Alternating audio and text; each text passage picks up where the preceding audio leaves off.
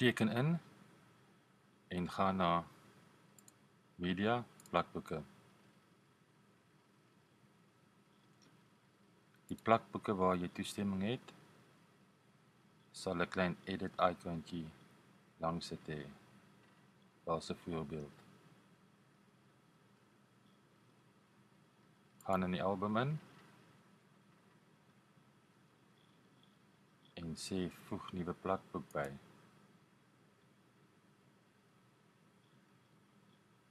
Jy kan net die omsluitende plakboek gebruik waar jy toestemming het. Om 'n nuwe foto by te sit, sê net voeg nuwe foto by.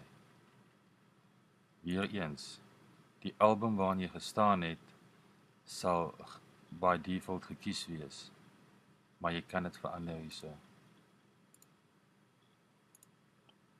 So, ek wil 'n subalbum binne hierdie subalbum hê. Dan gaan ek eers in die subalbum in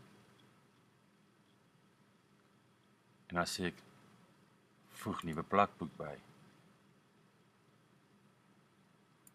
En dan sê ek wil dit binne in commando funksies. Albumskip.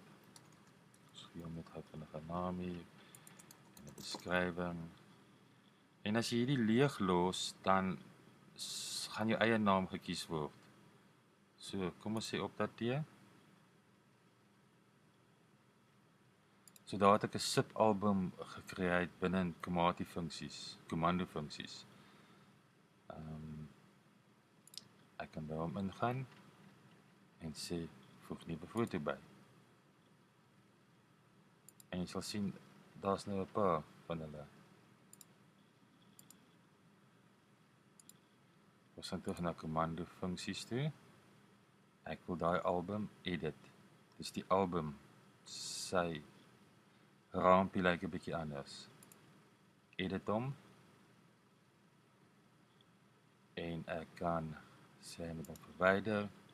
Verwyder al die fisiese layers, dis die foto's binne in die album. Verwyder. OK.